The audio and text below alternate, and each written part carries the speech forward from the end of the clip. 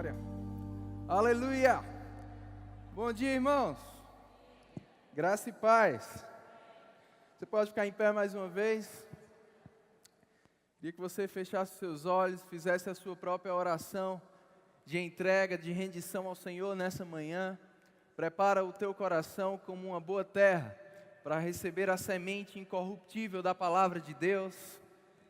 Aleluia. Grandes coisas Ele tem feito, grandes coisas Ele vai fazer em nosso meio nessa manhã. Oh, obrigado, Senhor, pela Sua presença manifesta nesse lugar.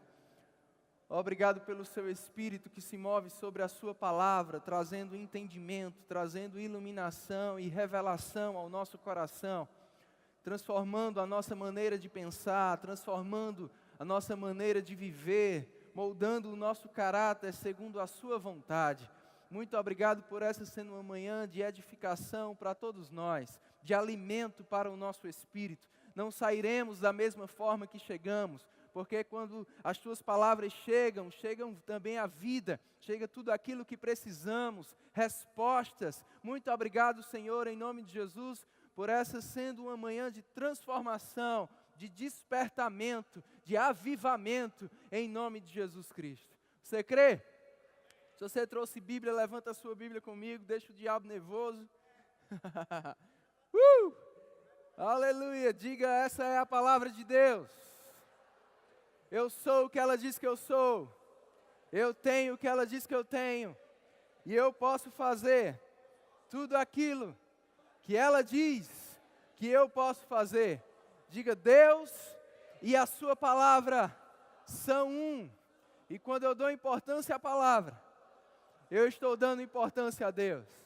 Diga, nessa manhã, mais uma vez, a palavra de Deus será semeada no meu coração.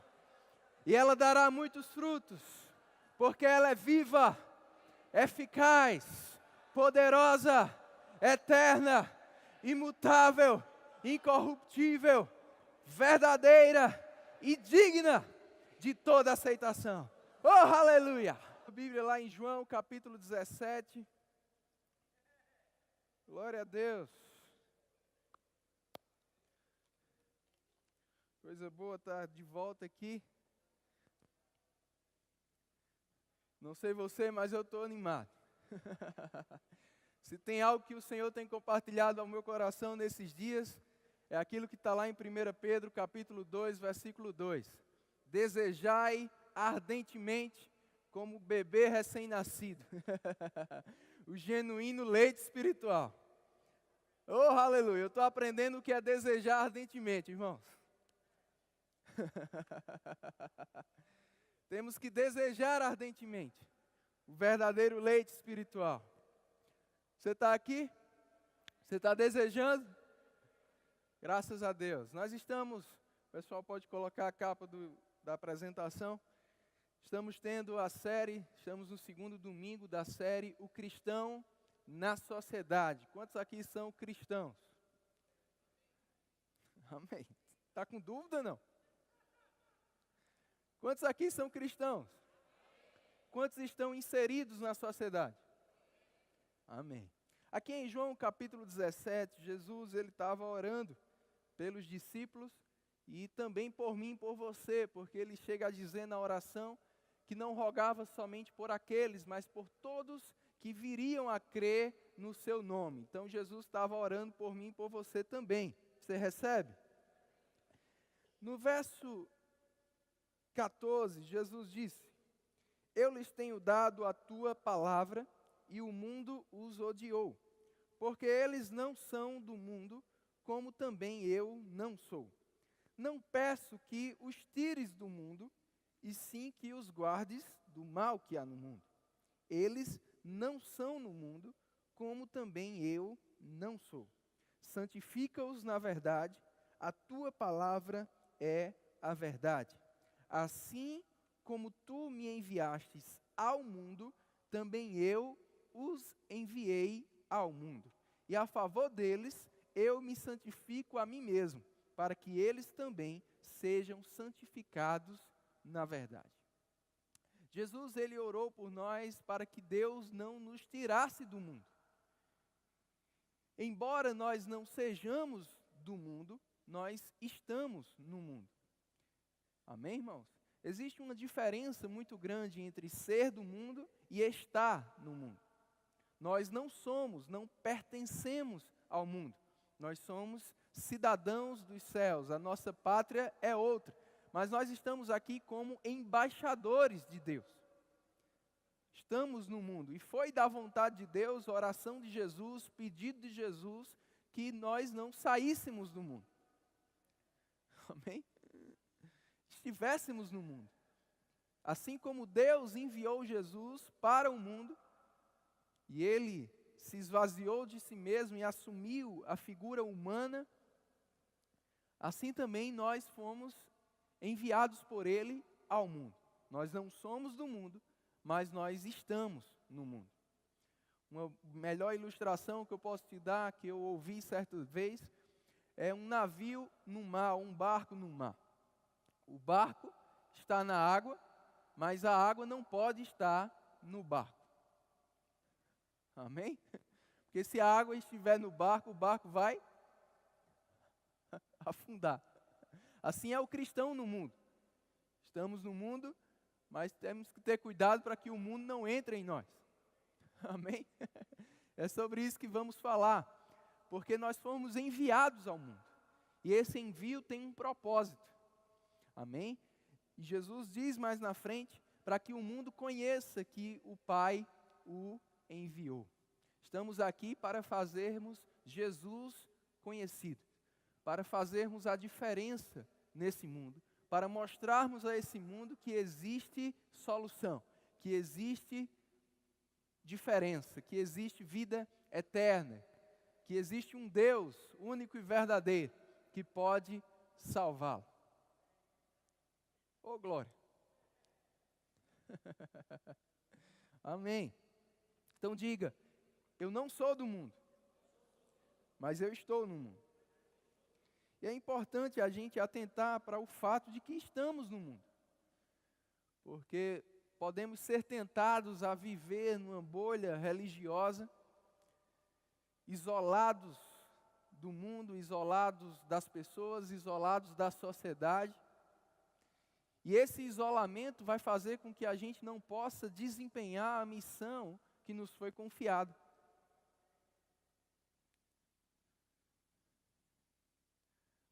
Então nós temos que nos importar sim com esse mundo, porque estamos nele.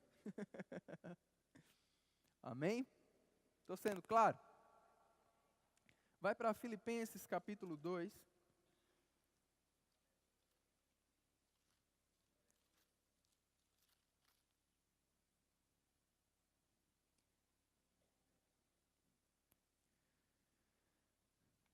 Provérbios 18:1 diz que aquele que se isola busca o seu próprio interesse e está indo contra a verdadeira sabedoria.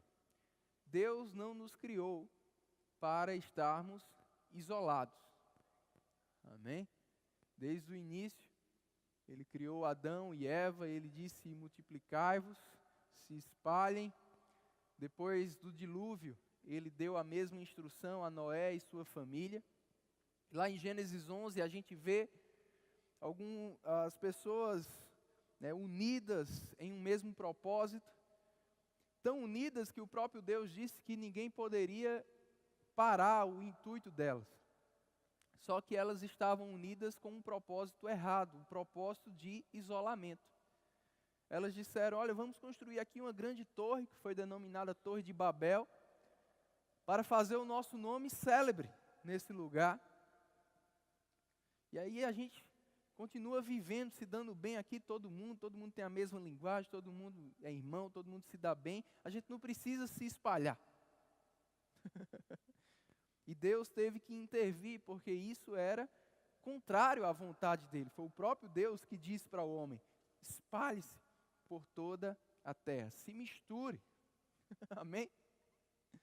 A gente não pode, como igreja, cair nessa síndrome de Babel, de querer estar somente reunidos entre nós, tornando célebre o nosso nome, e esquecer o resto do mundo.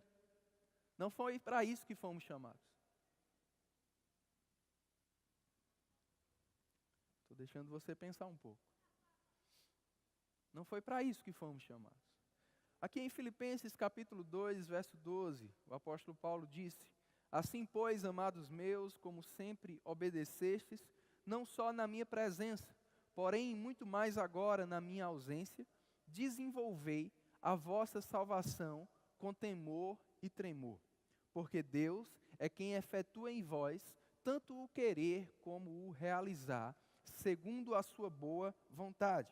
Fazei tudo sem murmurações nem contendas, para que vos torneis irrepreensíveis e sinceros, filhos de Deus inculpáveis, no meio, diga no meio. Diga de novo, no meio. No meio de uma geração pervertida e corrupta, na qual, ou dentro dela, resplandeceis como luzeiros no mundo, preservando a palavra da vida, para que no dia de Cristo eu me glorie de que não corri em vão, nem me esforcei inutilmente. É interessante porque Paulo está falando isso no mesmo contexto que ele falou da missão de Jesus. E nós já vimos que da mesma forma que Jesus foi enviado ao mundo, nós também fomos. O apóstolo Paulo diz que nós devemos ter o mesmo sentimento que houve em Jesus Cristo. Que não pensou em si mesmo, que não foi egoísta, mas se esvaziou e foi ao mundo, sendo obediente à vontade, à missão que ele havia recebido de Deus. E Paulo diz, por isso, cada um de nós também temos que desenvolver a nossa salvação. E aí ele começa a falar sobre procedimentos. E esses procedimentos vão nos tornar diferenciais ou referenciais. Ele fala sobre sermos irrepreensíveis, sinceros e inculpáveis no meio de uma geração pervertida e corrupta. No meio. Não é distante. É no meio. E ele diz, na qual, ou seja, dentro dela, você vai brilhar. Você vai fazer a diferença. Dentro dela, você vai ser alguém irrepreensível. Dentro dela, você vai ser alguém que as pessoas não têm do que lhe acusar. Inculpável. Você vai ser alguém que dá um testemunho diferente. Que as pessoas podem falar de você bem. Isso é o que vai fazer de mim e de você sermos luz. No meio dessa geração pervertida e corrupta.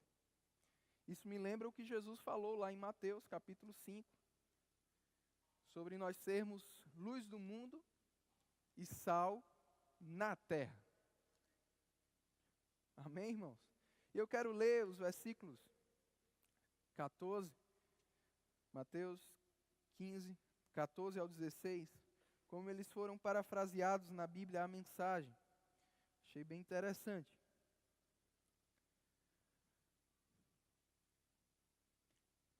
Quando Jesus disse que nós somos a luz do mundo.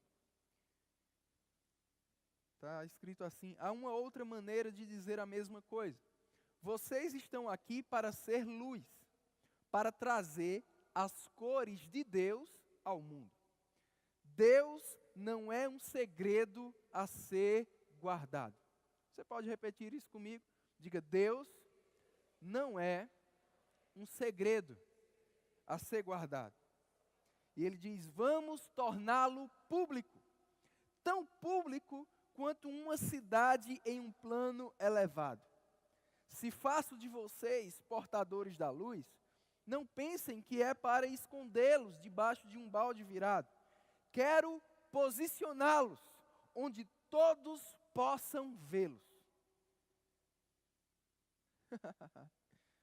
Oh, aleluia! Jesus disse: não se acende uma luz para se colocar escondida. Ela é colocada em um lugar alto. E graças a Deus, o primeiro ponto que a gente pode aprender aqui é que Jesus não disse que a luz se coloca. Jesus disse que a luz brilha. E se ela estiver brilhando, ela será colocada em um lugar alto. Então, o meu cuidado, o seu cuidado não é estarmos se colocando em lugar nenhum. Nosso trabalho é brilhar. Agora, uma coisa é certa: se estivermos brilhando, seremos colocados em um lugar alto, em um lugar de destaque, onde possamos ser vistos. E na continuidade, Jesus diz: para que vejam as vossas boas obras e glorifiquem ao Pai. Em Deuteronômio 28 tem uma passagem lá que eu tenho meditado muito sobre ela. Uma das consequências da bênção de Deus que vem, que alcança aquele que está obedecendo os mandamentos, aquele que está seguindo as instruções, vivendo a vontade de Deus, uma das consequências é que a bênção do Senhor vai nos tornar cabeça e não cauda. Vai nos colocar por cima e não por baixo. Eu quero te dizer que a bênção de Deus pode te favorecer a estar em cima, a estar em uma posição de destaque. A bênção de Deus pode te fazer prosperar. E é a vontade de Deus te colocar em um lugar alto no meio dessa sociedade. Te fazer ser um referencial. Porque quando as pessoas te veem, estarão vendo Ele. Quando as pessoas te ouvirem, estarão ouvindo Ele. Temos que ser luzeiros. Temos que ser luz. Temos que fazer a diferença. E não vamos fazer a diferença ficando escondido. Ou omissos. E essa é a palavra que está no meu coração para falar com você nessa manhã. Omissão. A própria palavra em português já fala muito. O prefixo o, significa faltar com a missão. Alguns outros significados de omissão é você deixar de fazer ou de dizer aquilo que se esperaria que você fizesse ou dissesse. É você faltar com ação ou iniciativa no cumprimento de um dever. É negligenciar uma obrigação. É ser indiferente para com alguma causa. Omitir significa deixar de fazer ou dizer o que deve ser dito, esconder-se, ocultar-se, agir com indiferença. E o significado que eu guardei para o final, porque é o que eu quero que você pegue com mais força nessa manhã, é que omitir é você não se posicionar publicamente sobre o que você acredita. Olhe para quem está do seu lado e diga: omitir é você não se posicionar publicamente sobre o que você acredita.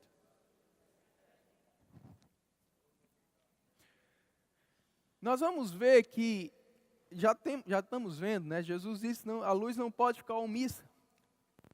E a omissão, ela é pecado. Em Tiago está escrito que aquele que sabe o bem que deve fazer e não faz, nisso está pecando. É interessante porque até mesmo no nosso Código Penal, a omissão, ela também, em algumas situações, é tratada como crime. No artigo 14, por exemplo, quando você tem o dever de agir impedindo alguma coisa, impedindo um mal de acontecer, quando você sabe que algo vai ser feito, e você se omite, você não faz nada para impedir aquilo, você se torna cúmplice. Diga comigo, cúmplice. O artigo 135 fala sobre omissão de socorro. Quando você vê que alguém precisa de socorro e você não oferece esse socorro. Isso também é crime de omissão. Você não prestar ajuda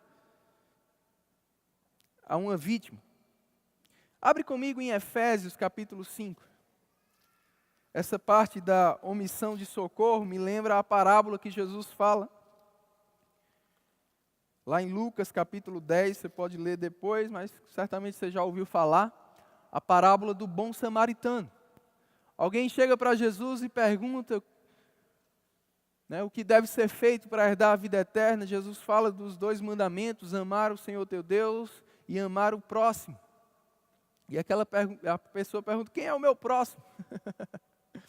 Um judeu pergunta, e é interessante porque Jesus conta uma parábola de um homem que sofreu um atentado, né, foi roubado, foi violentado, ficou lá, o ladrão foi-se embora. E aí Jesus, ele usa algumas figuras interessantes. Primeiro ele fala que um sacerdote e um levita.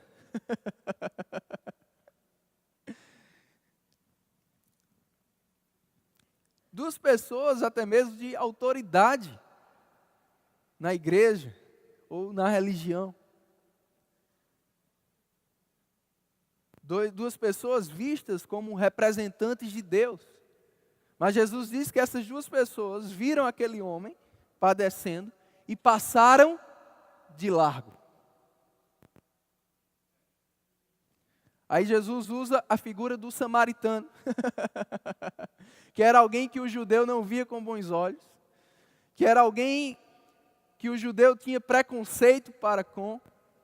Jesus diz, um samaritano viu aquele homem, foi lá, socorreu aquele homem, limpou aquele homem, colocou ele no seu animal, levou até uma hospedaria, hospedou aquele homem lá, contratou alguém para cuidar daquele homem e ainda disse, se tiver mais coisa para pagar, eu pago depois. Aí Jesus volta à pergunta e diz, quem foi que amou o próximo? Teoricamente, o sacerdote e o levita amavam, né? Mas teoria é uma coisa, prática é outra. Na prática, quem amou? Porque o amor, ele vai além das palavras, ele é ação.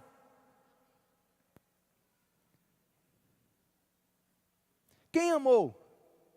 Aquele que não se omitiu. Aquele que não agiu com indiferença. Aquele que sabia o bem que deveria fazer e fez. Aquele que se posicionou para ajudar, para socorrer. Já aqui em Efésios capítulo 5, Paulo ele está falando justamente sobre sermos luz. Ele está falando sobre os frutos da luz. E eu quero te lembrar, irmãos, que a salvação, ela não vem por obras. Amém? A salvação veio pela graça de Deus e nós a recebemos pela fé. Amém? Não é por aquilo que a gente fez ou faz, é por aquilo que Jesus fez. E a gente aceita isso, a gente crê nisso, a gente é salvo, a gente nasce de novo. Salvação não vem por obras para que ninguém se glorie, mas é resultante da obra de Cristo. Amém?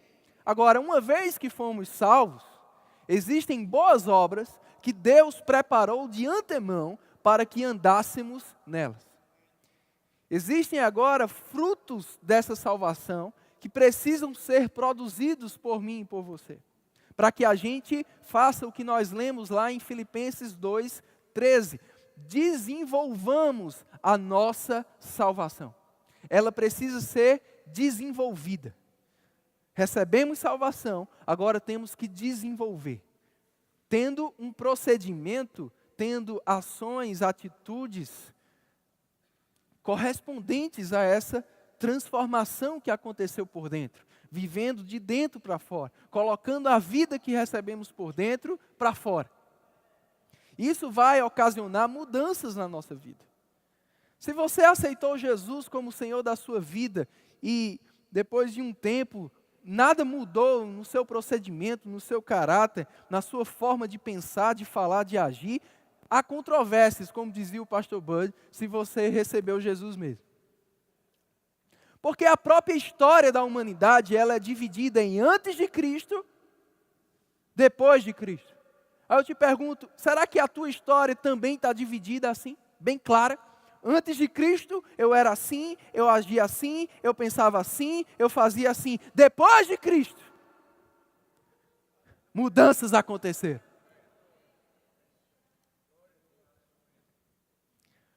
A gente vê, por exemplo, Pedro e João eram homens rudes, pescadores rudes. Mas lá em Atos capítulo 4, quando Pedro está lá pregando, diz que pessoas que conheciam o Pedro e João antigo ficaram admiradas. São eles mesmos? E diz que essas pessoas, não foi Pedro e João que disse nada, essas pessoas reconheceram que eles haviam estado com Jesus. Quem te conheceu antes? Quem conheceu o teu velho homem? E olha para você hoje, será que fica admirado? Boquiaberto?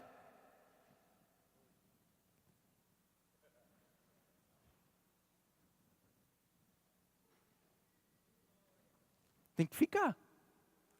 Tem que ver mudança.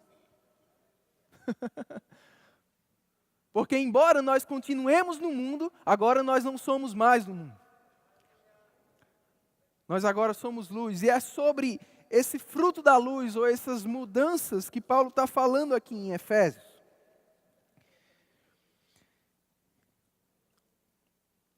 E aí ele fala, a partir do verso 3, sobre algumas coisas, impurezas, impudícias, conversações torpes, palavras vãs. E aí no verso 7 ele diz, portanto não sejais participantes com eles, pois outrora erais trevas, mas agora sois luz. Andai como filhos da luz, porque o fruto da luz consiste em toda bondade, justiça e verdade, provando sempre o que agrada ao Senhor. E não sejais cúmplices. Olha a palavrinha aqui. Cúmplices. Diga cúmplice. Não sejais cúmplices nas obras infrutíferas das trevas, antes, porém, reprovai-as. O que é que faz com que eu, que agora sou luz no Senhor, não seja mais cúmplice das obras das trevas? Diga comigo, reprovar. Se eu não reprovo, eu me torno cúmplice. Se eu sei que está sendo feito um mal, e eu não faço nada para pará-lo, eu me torno cúmplice.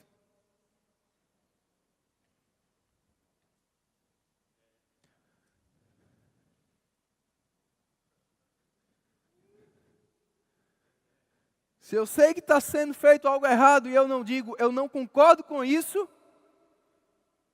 todo mundo vai pensar que eu concordo.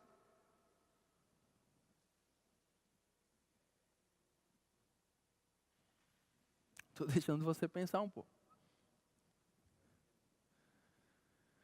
Se eu vejo que alguém está caminhando para a morte, se eu sei que alguém vem correndo e ali na frente tem um abismo, se ele não parar, ele vai cair. E eu não digo, ei, calma, para, ali tem um abismo, ele vai morrer, está errado.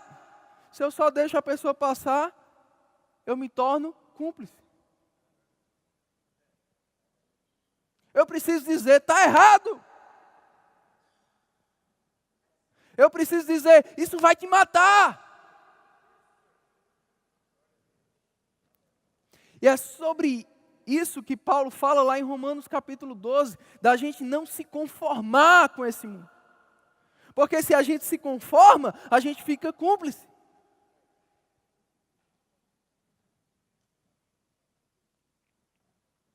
Não podemos ser omissos. Ah, o mundo é assim mesmo, está indo de mal a pior, deixa o mundo. Não! Na minha frente, não! Debaixo do meu nariz, não! Na minha casa, muito menos!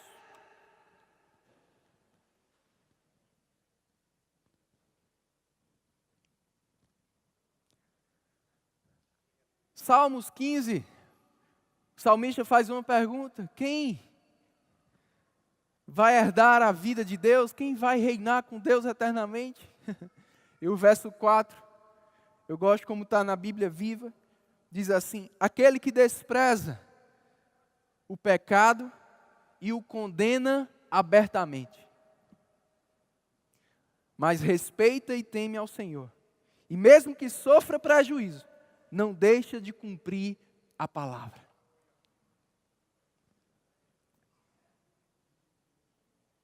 Pecado não pode ser normal para nós.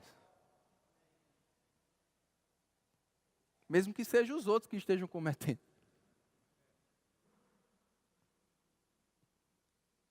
Precisamos amar o que Deus ama e odiar o que Deus odeia. Deus ama pessoas, todas. Deus ama os pecadores, mas Deus não ama o pecado.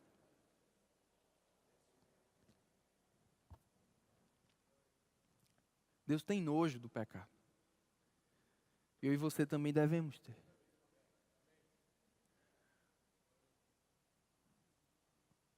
Nojo. É esse nojo que vai nos fazer desligar uma televisão.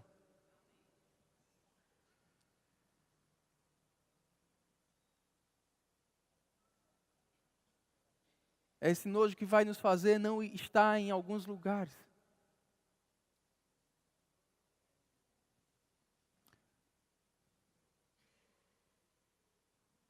Vai nos preservar, mas vai também nos levar a livrar outros.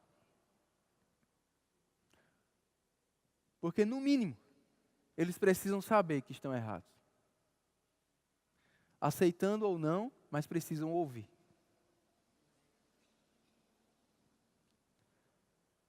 Não podemos ser omissos. E aí, Paulo fala, não se conforme com esse mundo, mas transforme a si mesmo. É interessante porque Paulo não diz, transforme o mundo. Porque antes da gente querer transformar as coisas à nossa volta, a gente precisa transformar a nossa mente. Por quê? Porque a nossa mente vem com um acúmulo do mundo. Quando nós nascemos de novo, a única transformação que aconteceu foi interna, foi espiritual. Nosso corpo permanece o mesmo, nossa mente, nossas emoções permanecem as mesmas. Nosso intelecto, as informações que tivemos acesso, permanecem as mesmas. Temos que renovar. É por isso que lá em Tiago 1,19 ele diz, olha, primeira coisa, se despoje de todo o acúmulo de maldade. Aquilo que você vinha acumulando no mundo, se despoje. E aí, acolha com mansidão a palavra. E ela vai salvar a sua alma. E aí você vai poder não ser apenas um ouvinte negligente, mas um operoso praticante. Vai para João 12. Deus está falando com você? Está falando comigo.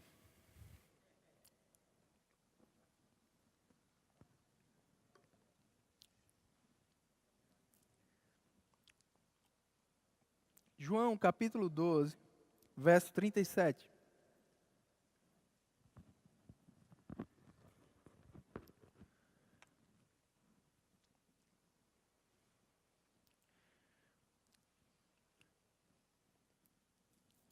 Embora tivesse feito tantos sinais na sua presença, não creram nele, para se cumprir a palavra do profeta Isaías que diz, Senhor, quem creu em nossa pregação e a quem foi revelado o braço do Senhor? Verso 42 diz assim, contudo, muitos dentre as próprias autoridades creram nele, mas, por causa dos fariseus, não o confessavam publicamente, para não serem expulsos da sinagoga. Aí João conclui. Eles amaram mais a glória dos homens do que a glória de Deus.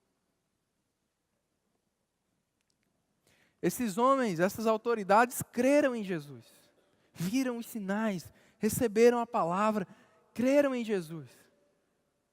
Mas eles não se manifestaram publicamente acerca do que eles acreditavam. Na verdade, eles tiveram vergonha de dizer que creram.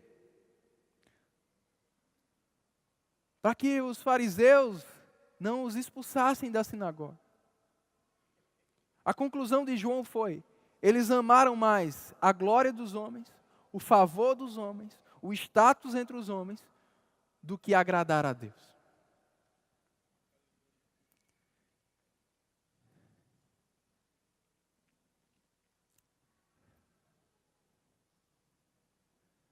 Você não pode ser um crente 007.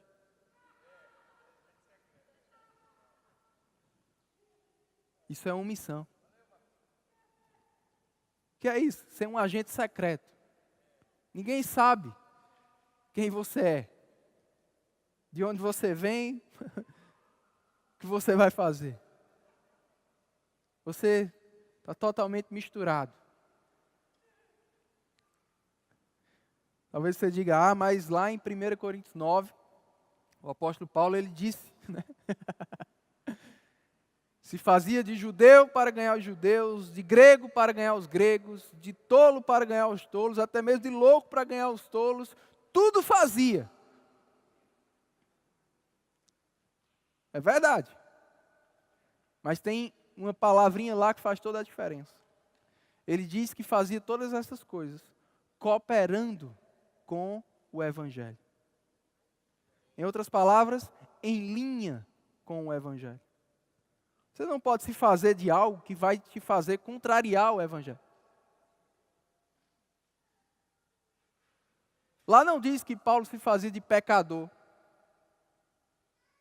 para ganhar o pecador, de bêbado para ganhar o bêbado, de homossexual para ganhar o homossexual. Não. Tem coisas que a gente não pode se fazer, porque contraria princípios da palavra. Porque vai nos fazer pecar contra Deus. Eu não posso pecar contra Deus. Você também não. Agora, irmãos, qual glória nós estamos preferindo mais? A glória dos homens, né, de estar com a galera, de ser aceito, de ter um status, talvez até mesmo a glória de um emprego, de um título. E você não pode se manifestar sobre o que você acredita, você não pode nem dizer que uma coisa lá está errado, e você fica lá omisso por causa da glória dos homens. Eu te pergunto, e a glória de Deus? Do que vale ter o aplauso dos homens? Do que vale ter o favor dos homens? Do que vale ter as riquezas dos homens? E desagradar a Deus? Do que vale ser aceito na turma? Está lá no grupo do WhatsApp e desagradando a Deus. E fazendo o que Deus não gosta que você faça. E vendo o que Deus não gosta que você veja. Ouvindo o que Deus não gosta que você ouça. Qual glória temos preferido mais? Agora deixa eu te dizer, a glória de Deus sempre será maior. E quando a gente decide agradar a Deus, foi como Jesus falou, Ele vai nos colocar em um lugar alto. Porque Deus usa as coisas que não são para confundir as que são. É melhor você ser louco para esse mundo, porque Deus usa as coisas loucas desse mundo para confundir as sábias.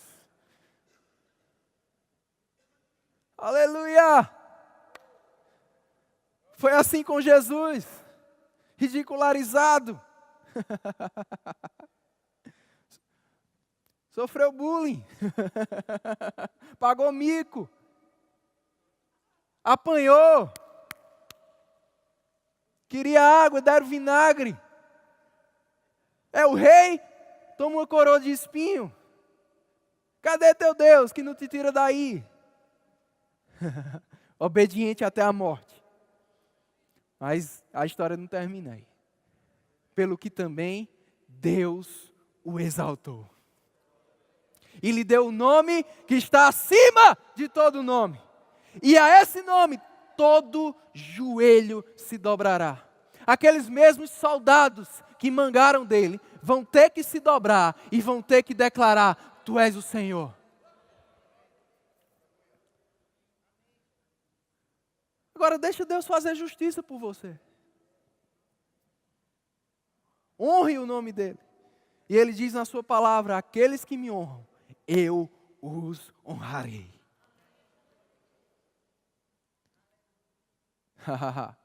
Ele não vai te deixar ser envergonhado.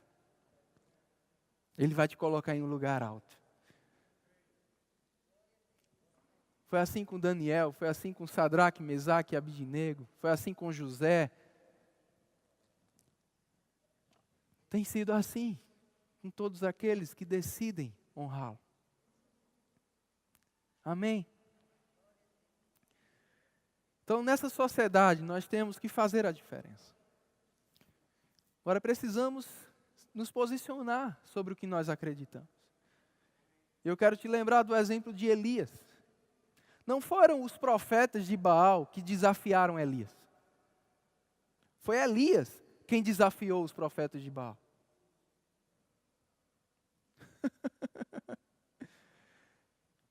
Muitas vezes nós cristãos estamos ficando muito na defensiva,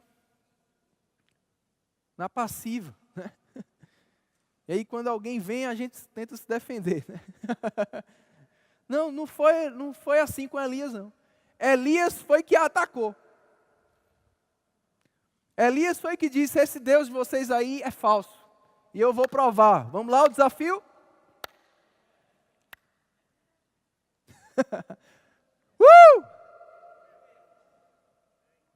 Você que tem que ir para cima, meu irmão. Não fique esperando só alguém dizer: você pode orar por mim? Você que tem que dizer: eu posso orar por você?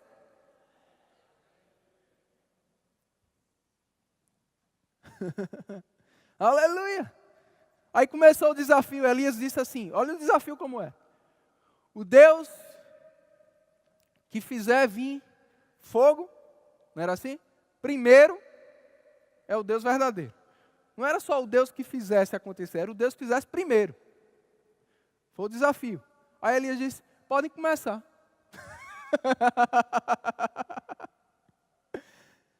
O que é isso, irmãos? Convicção.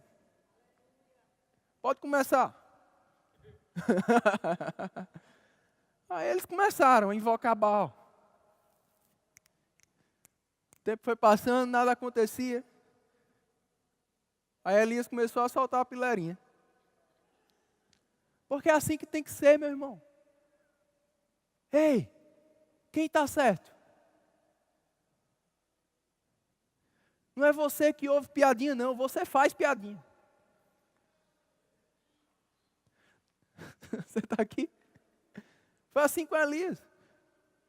Nada aconteceu, ele disse: eu acho que vocês deviam clamar mais alto, que ele pode ser que ele esteja escutando, não.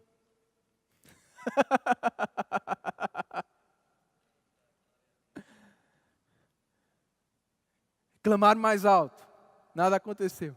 Elias disse: será que ele não está ocupado? Almoçando, alguma coisa assim. Vamos dar mais um tempo. Clama mais alto para ver se ele escuta.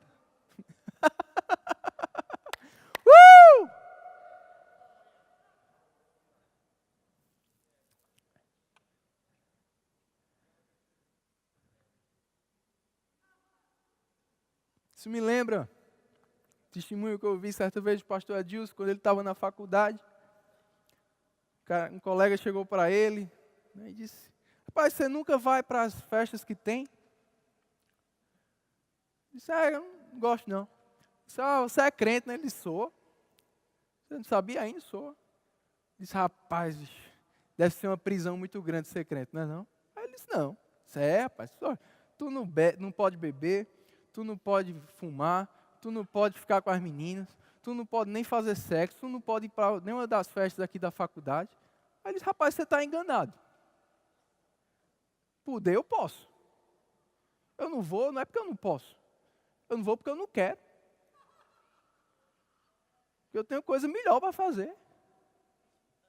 Inclusive, se você quiser ir comigo para a igreja, você vai descobrir que tem coisa melhor do que essas coisas aí. Aí ele disse, tu não vai porque é preso. Ele disse, vamos fazer o seguinte. Se hoje a gente fizer um acordo e você decidir passar o resto do ano sem beber, sem fumar, sem ficar com nenhuma menina e sem ir para nenhuma festa, você consegue? Ele disse, eu consigo, né? Isso aí é impossível. Ele disse, quem é que está preso?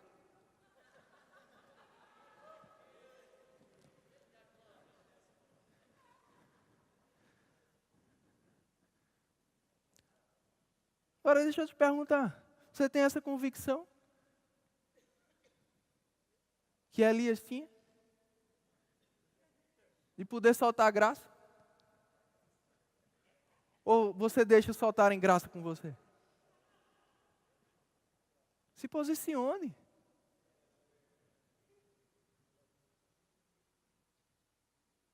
Não é para humilhar ninguém, não. É para transformar as pessoas. Para que os olhos sejam abertos. Desafia. Está doente? Eu vou orar por você e você vai ser curado. E deixa Deus fazer. Mas Ele precisa da tua fé, do teu posicionamento, da tua ousadia. Ele precisa brilhar através da tua luz. Amém. Eu vou encerrar falando sobre... Existem 7 montes, né? Uma visão, um projeto, né? 7 áreas de influência na sociedade. São as 7 áreas formadoras de opinião. Lá em 1975, esses 2 homens de Deus, eles estavam orando, né, sobre como a igreja podia alcançar mais o mundo de uma forma mais eficaz, eficiente. E aí o Senhor falou com eles sobre essas 7 áreas, que eles denominaram 7 montes, ou 7 pilares. Né, 7 áreas de influência da sociedade, que a igreja deveria entrar, né, em todas essas 7 áreas, para poder cumprir a sua missão de alcançar o mundo. São elas, os 7 montes: a igreja ou as religiões, famílias, governo, economia, educação, entretenimento e a mídia. 7 montes ou 7 pilares da sociedade, 7 áreas formadoras de opiniões, que determinam a cultura de uma sociedade. A igreja não pode ficar ausente de nenhuma dessas áreas. Porque a igreja está aqui para fazer a diferença, para brilhar no meio da geração pervertida e corrupta. Amém, irmãos? Precisamos orar por essas 7 áreas, mas precisamos nos infiltrar nessas 7 áreas. Amém? Eu quero falar um pouco sobre isso com você. Primeiro, a igreja ou as religiões. Tem muita gente presa em muita religião falsa. E a gente tem que ser mesmo como Elias foi com os profetas de Baal. Ousados, intrépidos. Para que o Senhor possa, enquanto a gente ministra a verdade, o Senhor possa provar a verdade com os seus sinais, milagres e prodígios. Amém, irmãos? Precisamos mostrar o Deus verdadeiro. Mas para isso nós também temos que discernir o corpo de Cristo, que valorizar o corpo de Cristo, honrar a igreja. Igreja, irmãos, não é um clube social. Igreja é um lugar de mudança, de transformação, de ajuda, de restauração. É por isso que nós temos que levantar a igreja de Cristo, não uma denominação, mas a igreja, o corpo de Cristo como um todo. Temos que estar orando por isso e nos unindo nisso, para que a igreja possa cumprir, de fato, a sua missão. E não viver apenas uma religiosidade. Não ser como aquele sacerdote, aquele levita que passa de largo. Mas como Tiago disse, a verdadeira religião é aquela que ajuda os órfãos, as viúvas, aqueles que têm necessidade, aquela que vive o amor. Não a que passa de largo, mas a que vai lá e presta socorro. Temos que nos levantar como igreja e viver como igreja. Segundo lugar, quero falar um pouco mais, segundo monte, das famílias ou lares. Nós temos que ter, a começar da nossa própria casa. Porque como você quer alcançar outras famílias, você não está alcançando nem a sua. Você está aqui?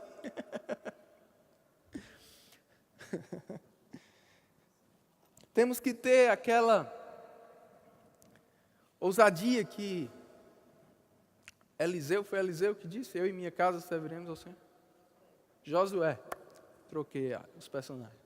Mesma ousadia que Josué disse, olha, eu não sei a quem vocês vão servir, mas eu e a minha casa serviremos ao Senhor. A gente precisa ter essa ousadia, esse desejo de querer trazer a nossa casa para junto. Não só eu, mas eu e a minha casa. Porque Deus tem intenção na tua casa também. Amém, irmãos? E na sua casa você precisa fazer a diferença. Na sua casa você não pode ser omisso. E eu quero falar particularmente com os pais, mães. Você não pode ser omisso. Você não pode aceitar qualquer coisa na sua casa. Graças a Deus pelos meus pais que nunca foram omissos. Sempre de olho. Nunca ficaram indiferentes. Nunca disseram, não, é a privacidade deles. Privacidade é quando sair da tua casa. Quando estiver na tua casa, está no teu controle. Você está aqui? Quando Josué disse, eu e a minha casa serviremos ao Senhor, ele disse, vamos tirar esses ídolos aqui. Está lá no mesmo contexto. Tem coisa que você não pode admitir na tua casa. Tem coisa que você não pode deixar os teus filhos verem, vestirem, fazerem, falarem. Na sua casa não! Não fica passando de largo, porque você se torna cúmplice. Do que adianta estar orando, mas agindo diferente do que você ora.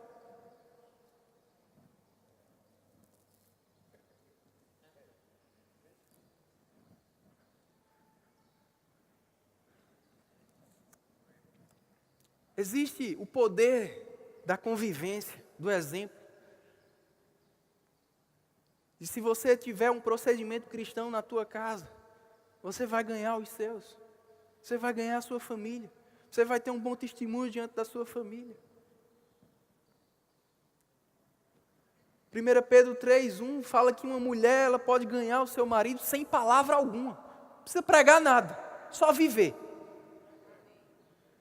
Paulo fala isso em 1 Coríntios 7, tanto para o homem quanto para a mulher, tanto com relação a pais e filhos. Ele diz que um crente pode santificar o incrédulo no convívio, na convivência, dando o exemplo, fazendo a diferença. Influenciar. Deus falou com Noé, constrói uma arca. Você é um homem íntegro. Você tem andado comigo, você tem me agradado. Deixa eu te falar algo. Vai vir um dilúvio, vai destruir a terra. Mas você precisa ser salvo. Você vai construir uma arca. A arca tem que ser assim, assim, assado. Agora é o seguinte, essa arca não é só para você não. Essa arca é para você e sua família. Deus deu essa missão a Noé. Teria sido muito mais fácil para Noé se Deus também tivesse falado com a mulher dele. Se Deus também tivesse falado com os filhos dele.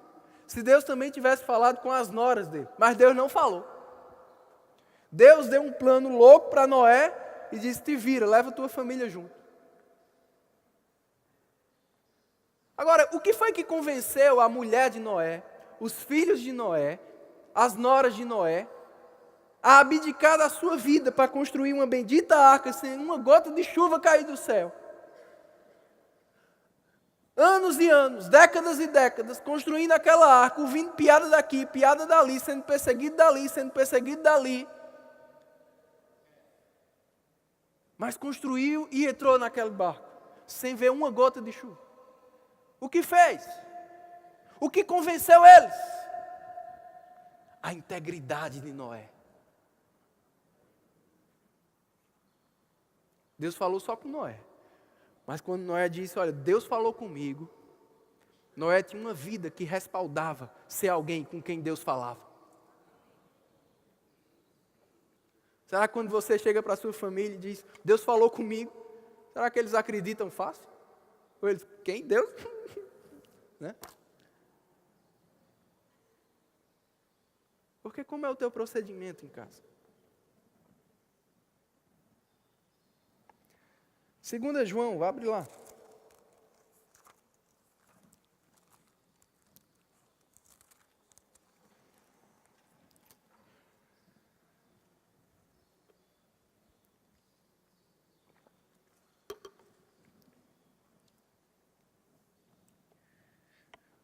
Versículo 10 diz assim: se alguém vem ter convosco e não traz esta doutrina, não o recebais em casa, nem lhes deis as boas-vindas, porque aquele que lhe dá boas-vindas faz-se cúmplice das suas obras mais. Mais uma vez, palavra cúmplice. E se alguma coisa é contrário à palavra, não dê boas-vindas na sua casa. Em outras palavras, não deixe entrar na sua casa. O que nós temos deixado entrar na nossa casa? Muitas vezes não fisicamente. Não se trata muitas vezes de pessoas. Às vezes sim. Quantas vezes minha mãe chegou para mim e disse: com esse aí você não vai andar não. Ah, mãe, então gente boa. Às vezes é através de pessoas. Mas às vezes é através do celular. Às vezes é através de um computador, de uma televisão, de uma música, de um filme, de um livro, de uma revista. O que você tem deixado entrar na sua casa? Se você dá boas-vindas, você se faz cúmplice.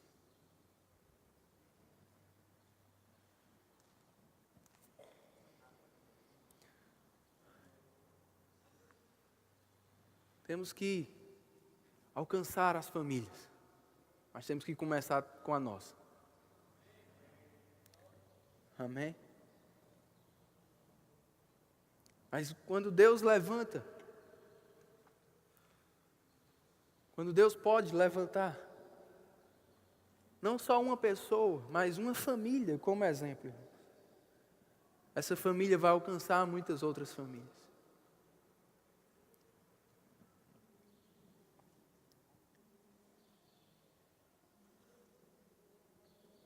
Tem um filme interessante, Amor por Contrato. Eu assisti certa vez. Algumas marcas se juntaram e contrataram alguns atores para se fazerem de família, como se eles fossem uma família. E inseriram aquela família perfeita em um condomínio, numa comunidade de uma cidade, como se eles tivessem se mudado de outro lugar. E aí aquela família aparentava ser tão boa, tão perfeita, se dar tão bem, que chamava a atenção da vizinhança. Aquele marido tratava tão bem a sua esposa era tão cuidava tão bem dele, e eles cuidavam tão bem dos filhos, os filhos os respeitavam, e isso era visto por toda a vizinhança. E tudo o que eles usavam, todas as marcas que eles usavam, vestiam, o que tinha dentro de casa, a comunidade passava a comprar. Porque intuitivamente eles queriam ser como eles. Aí depois um vizinho descobriu que era tudo armação, aí eu não vou contar o final do filme para você assistir. Mas o que me marcou nesse filme é o poder de se tornar referencial. Pelo procedimento. No caso deles era uma farsa, mas no nosso caso tem que ser verdade.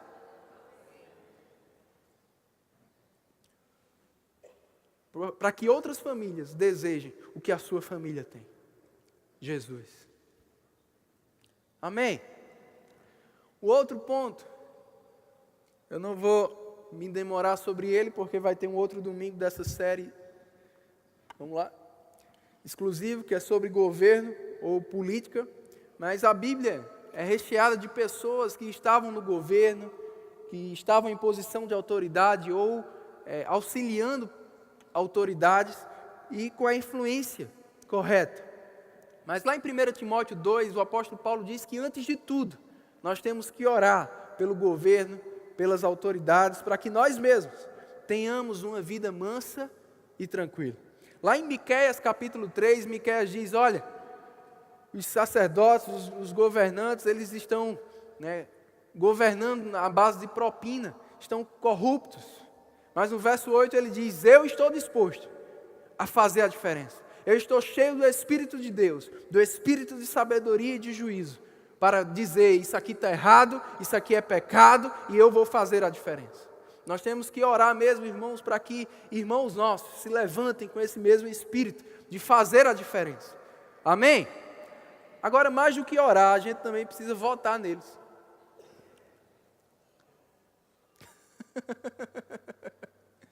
Teu voto é importante. Teu voto prega. Porque com o voto você diz, eu concordo com isso. Eu concordo com o que você faz. Eu concordo com a vida que você tem.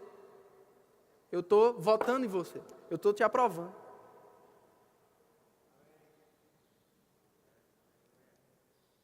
Então você precisa ter cuidado. Precisamos ter cuidado. Um outro monte é o monte da economia ou dos negócios. A igreja também precisa estar inserida lá. Em Romanos capítulo 12, versículo 8, Deus fala de alguns irmãos que iriam ter o ministério da contribuição. Pessoas que iriam ter, todo mundo tem a obrigação de semear, de dar o dízimo, dar a oferta, mas existem pessoas chamadas para contribuir, para patrocinar o avanço do reino de Deus. Pessoas que vão ter mais facilidade para isso e, com certeza, vão ter mais recursos para isso. Eu creio, irmãos, em Deus levantando mesmo, no nosso meio, empresários, grandes empresas, grandes negócios. Amém? Você precisa ter essa visão, se você é dessa área, de Deus te levantar, de Deus levantar a tua empresa, do dinheiro do ímpio ser depositado na tua conta, da tua empresa crescer, da tua empresa ganhar as concorrências, porque Deus quer te fazer cabeça e não cauda. Recebe isso, irmão. Agora, Deus só vai poder te promover se você estiver brilhando. Deus só vai poder te colocar no lugar alto se você estiver brilhando. Se você estiver seguindo os princípios da palavra dele. E você pode, nesse meio, fazer a diferença. Ser correto, ser honesto, pagar os impostos como devido é, não ficar devendo a ninguém coisa alguma, como está lá em Romanos 13. Ser um patrão justo com os seus empregados e ser um empregado justo e fiel ao seu patrão. Cadê o amém?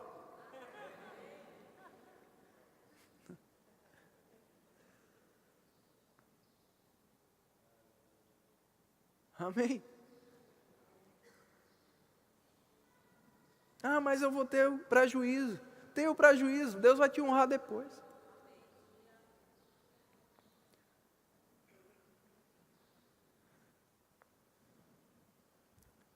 E o que dizer do privilégio de poder ser guiado pelo Espírito? Em decisões, em contratos. Como Kenneth Hagin testemunha lá no livro, como ser dirigido pelo Espírito de Deus. Do empresário que estava para fechar um contrato que parecia maravilhoso, mas ele não teve paz de fazer aquilo. E aí todo mundo dizendo, rapaz, tu vai perder essa oportunidade. Ele, eu não estou com paz. E não assinou. 2 dias depois, surgiu uma oportunidade que parecia não ser muito lucrativa, não ter muito futuro. Mas aquela paz, fez com ele, fez com ele, fez com ele. Ele fechou. E aquilo deu tão certo que ele ganhou muito vezes mais do que ganharia no outro. Que acabou entrando em um escândalo depois. Ser guiado pelo Espírito vai te fazer fechar os contratos certos. Vai te fazer prosperar. Vai te trazer ideias, inspirações, estratégias. Deus vai te dar favor diante dos clientes. Só para você vender mais, só para você bater suas metas. Tudo que você precisa é estar brilhando. E Ele vai te promover, Ele vai te exaltar. Outra área é a área da educação, a área do conhecimento, das ciências. Eu quero falar primeiro com os jovens aqui, sabe? Às vezes a gente é enganado, né? Se deixa levar por um engano. De que, eu tenho um chamado, eu tenho um ministério. Jesus está voltando mesmo daqui a uns anos, né? Precisa estudar, não. Precisa, irmão. Precisa estudar, sim. Precisa entrar na faculdade, sim. É lá que Deus quer te usar. É nessa profissão, com os dons e talentos que Ele te deu, que Ele também quer te usar. Amém? Daniel, ele estava num grupo, junto com Sadraque, Mesaque e Abidnego, de jovens doutores na Babilônia. Foram levados ao palácio do rei, mas mesmo assim, eles não se contaminaram, eles fizeram a diferença. E puderam ser usados por Deus para transformar uma nação inteira. Temos que entrar mesmo nessas áreas. Surgiu um engano de que a ciência é contrária à Bíblia. Não, irmãos. Você pode usar da ciência para provar a Bíblia. Amém? Aleluia.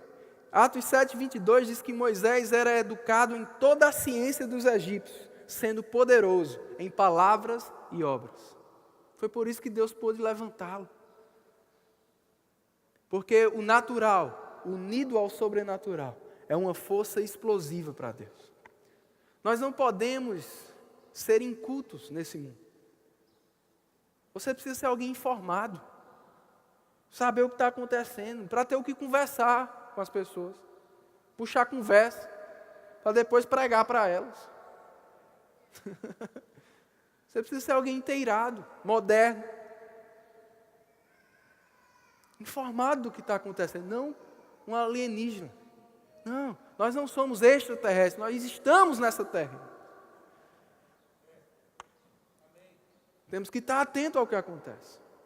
Uma outra área, a área do entretenimento, das artes, dos esportes. Deus criou as artes, irmãos. Lá em Êxodo 31 diz que Ele ungiu pessoas para elaborar desenhos. A música foi Deus que criou. As encenações teatrais surgiram como formas de evangelismo, depois foram distorcidas. A igreja precisa adentrar nas artes, na música, no cinema, na literatura. E Deus quer te usar para isso. Porque o Deus que criou isso também deu talentos aos homens. E o talento que Ele te deu é para te usar. Amém? Aleluia. E por fim, a minha área, né? A área da mídia, dos meios de comunicação e da imprensa. E eu quero encerrar lendo com você, eu já citei um pouco, mas eu quero ler com você 1 Coríntios 9. Você está sendo edificado nessa manhã? Dê um glória a Deus aí.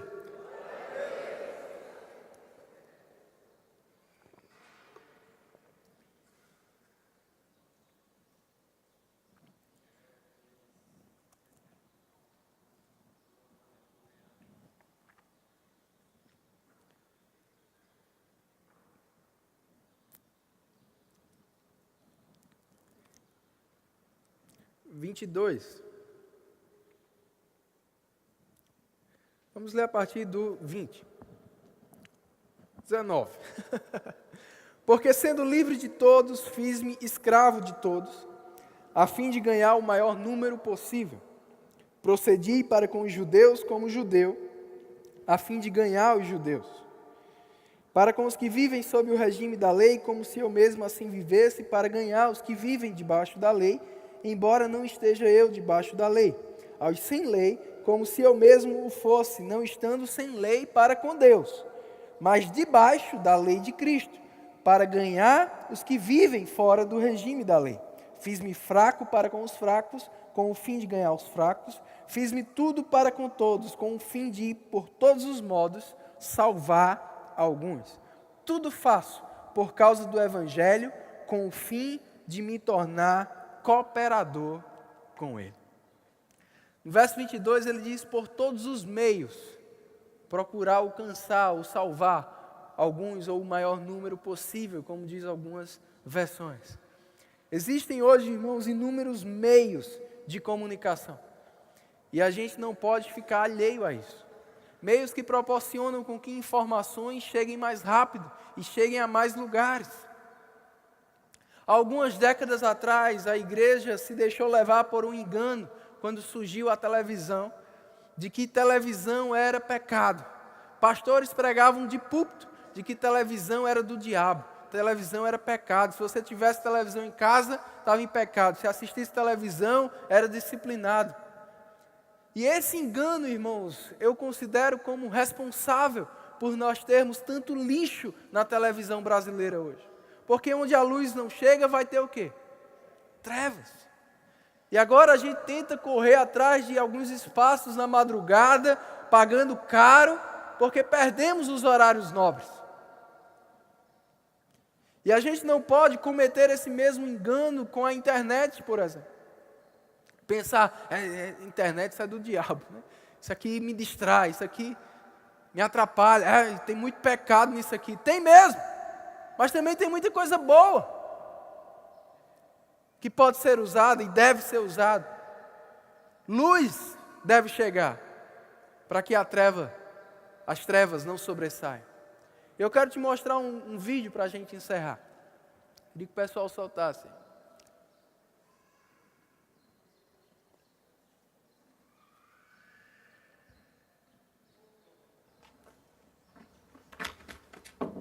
Drago! Drago! Drago!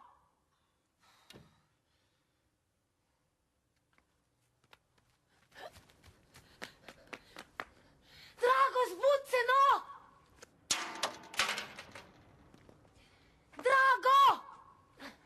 Dočer, ne bi bilo lažje s telefonom. Ja nimam ga. Vam jasno? Hvala. Ne! Končno! Pet mi odpret butl. Hvala.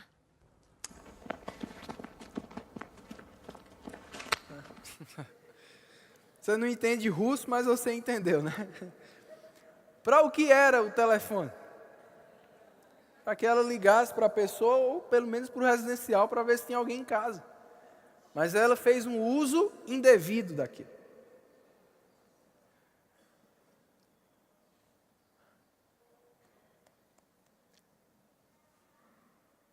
Celular, internet, as mídias sociais, por exemplo, WhatsApp, Facebook, Instagram. não são necessariamente nem boas, nem ruins. Elas são o que você quiser que elas sejam. Se você fizer um bom uso, elas vão ser boas ferramentas. Se você fizer um mau uso, elas vão ser ferramentas maléficas. A questão é, para o que estamos usando? Precisamos ser proclamadores de boas novas. Se você liga um jornal, 80% a 90% do conteúdo é negativo. Mais notícias. Até aquilo que dá ibope, porque as pessoas gostam de ouvir desgraça mesmo, para esquecer as delas. É o que chama a atenção. Porque é muito mais fácil você chorar com os que choram do que você se alegrar com os que se alegram. Mas nós temos que fazer a diferença. Nós temos que ter um outro tipo de conteúdo. Deus não te chamou para ser um publicitário do diabo. Para contar o que o diabo está fazendo. Você precisa contar o que Deus está fazendo. Você não precisa compartilhar o que não presta. O que vai trazer medo para os outros. Você tem que compartilhar o que vai edificar os outros. Também não compartilhe o que é falso. Eu escrevi para a revista desse mês sobre as fake news. A gente precisa ter cuidado, precisa averiguar bem o que a gente está compartilhando. Primeiro, se é verdade. Deus não te chamou para estar falando de pessoas, para estar falando mal de pessoas. Seja um proclamador de boas novas. Utiliza as mídias sociais para isso também. Para proclamar a palavra, para proclamar o que Deus está fazendo, para testemunhar o que Deus está fazendo na tua vida. Para mostrar o que Deus está fazendo na tua vida. Para indicar bons conteúdos, bons links, boas referências. Amém, irmãos? Você pode ficar de pé.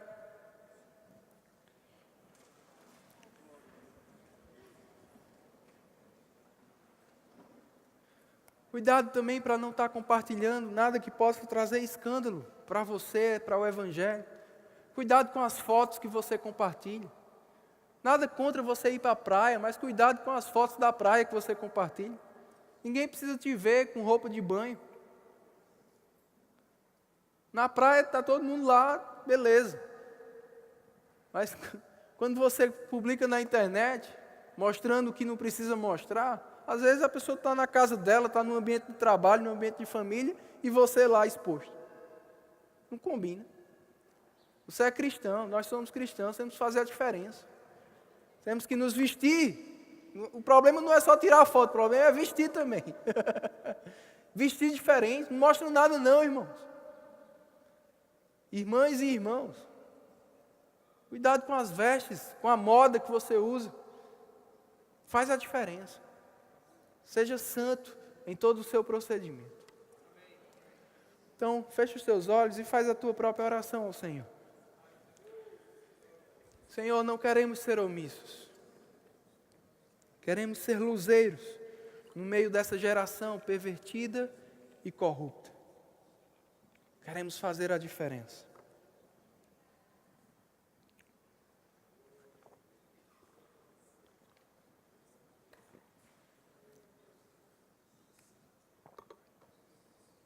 Nos ajuda a fazer a diferença.